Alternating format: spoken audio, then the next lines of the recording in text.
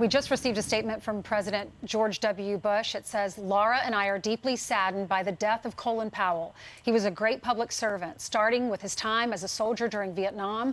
Many presidents relied on General Powell's counsel and experience. He was National Security Advisor under President Reagan, Chairman of the Joint Chiefs of Staff under my father and President Clinton, and Secretary of State during my administration. He was such a favorite of presidents that he earned the Presidential Medal of Freedom twice. He was highly respected at home and abroad, and most important, Colin was a family man and a friend. Laura and I send Alma and their children our sincere condolences as they remember the life of a great man. Yeah, he had 3 kids, and he's survived by his wife since he married in 1962. And he was the first cabinet secretary that George W. Bush named, and that is a fact that Dana Perino knows well. She is getting set to host America's Newsroom in 23 minutes, but joins us now because she served in that same administration. Dana, this is stunning to all of us. Yes. I imagine especially you. Yes, I've long admired him. I remember college during the Gulf War, thinking, well, this man is very impressive. And then the fact that I actually got to meet him and work with him, work under him, really, as the Secretary of State. It is just remarkable. As Ainsley, as you were reading the statement and talking about his life in the previous segment, in the previous interview, you realize that this man was such a man of consequence and a consummate public servant, serving all of those years. And I was surprised to read he was 84, because in many ways, to me, he was ageless. In addition to all of the amazing work that he did as a military leader. But one thing that people might not remember is he started an organization called America's Promise. And that really encouraged civic engagement and volunteer work. And there was a little red wagon logo. And my good friend Desiree Sale, who had worked for President George H.W. Bush, then worked in his office in correspondence. And she would tell me such amazing stories about him. And then fast forward, I remember as a deputy press secretary standing in the back of the room at the East Room one day. And there was I believe it was Karzai, Ahmed Karzai from Afghanistan was giving a speech. And I was standing in the back of the room, and Colin Powell just happened to be next to me. And I remember being very impressed by Ahmed Karzai's speech. And I said something to Colin Powell. I said, wow, he is very impressive. And Colin Powell gave me advice that I've lived with ever since. And he said, Dana, just beware of people who might be wannabe dictators who speak very good English. And wow. That was so interesting, right? If you think about all of the leaders that we've seen come up through the ranks that America likes to support, and then unfortunately turns out to be somebody that you question in the end. I would also say that he was someone of great stature, right? The way that he conducted himself, I really commend his books to people out there, young people who are looking to learn about leadership. He really was a consummate professional and a public servant all the way through. And I did not realize until I read President Bush's statement that he had earned the Medal of Freedom twice. It's quite an accomplishment. Mm-hmm. Dana, what can you tell us about the man, any of your own personal experiences or his relationship with President Bush at the time? What was that relationship like? How was he essentially behind the scenes? Well, I think that in some ways, like, one of the great things about him, and the reason I think he was well liked by both sides of the aisle, is that he was very authentic.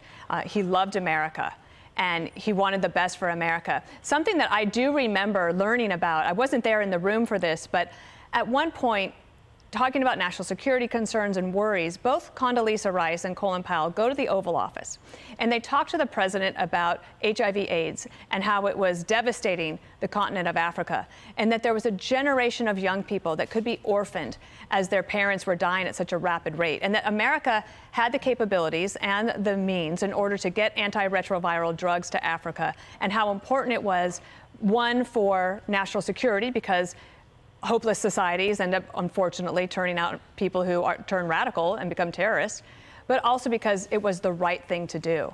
And as I worked on Decision Points, President Bush's book with him in that book tour, that was something I came back to a couple of times and thinking how meaningful it was for him and for Secretary Rice to go in, have the president say, yes, let's do it, and put the full backing of the United States into that. To me, that shows that he was, one, not only somebody who cared deeply about protecting America and America's power, but also figuring out a way to spread America's goodwill throughout the world where it mattered and where we could make a difference. And if you think about his career path, so he has extremely high approval ratings. American people love him, want to know more, love his life story.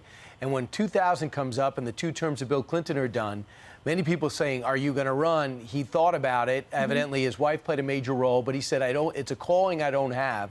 And then quickly endorsed Bush 43. Had he decided to run, things would have, I mean, I couldn't see Governor Bush running. That's distinctly possible. And if you go back, I'm sure that today, throughout the day, you'll maybe see one of these clips. He spoke at the Republican National Convention to incredible applause.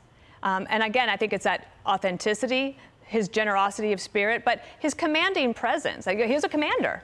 And he was able to lead people and not only lead our troops, but as 43 says in his statement, Colin Powell was well respected all around the world by people, especially in the Middle East. And that made a big difference in order to be able to move forward. And he also was somebody who was willing to speak his mind. He had disagreements with President Bush at times, but because there was such great mutual respect between the two, then those conversations are ones that you can have and then make decisions on behalf of the American people from there. You know, we've heard so many stories. Robert Charles told a story about how he made a mistake and he was in his office and he apologized for it, talked about the mistake he had made, and then he was walking out of the room and he turned around to apologize again, and Colin Powell said, "It's over. I've forgotten it already. We're done with that." And when you read these 13 rules for life that he wrote in his book, he does say, get mad, then get over it. There are always going to be days when events or people push you to the edge. When you do lose your temper, don't lose control at the same time. People always remember the leader with the bad temper and never in a good way. I mean, he truly believed attitude determines aptitude, doesn't he? Well, I think also think back to President George H.W. Bush, who worked with Colin Powell during the Reagan administration when he was vice president, and then brings him in as his national security advisor, has this relationship with him ongoing. And they were of similar temperament and learned from each other. And I think that your relationships are really forged in fire when you are under pressure, when a nation is under threat, when you have a national goal that you're trying to accomplish, especially one as complicated as building a coalition of the willing, both in the Gulf War and then subsequently in the Iraq War and Afghan War after 9/11. I think it will be also very interesting to go back today and reflect on his very personal reaction on 9/11, the way he led the nation after that, as a part of that team, that part of the president's cabinet. That also shows somebody who had just a real understanding of America. He graduated top of his class in his ROTC school.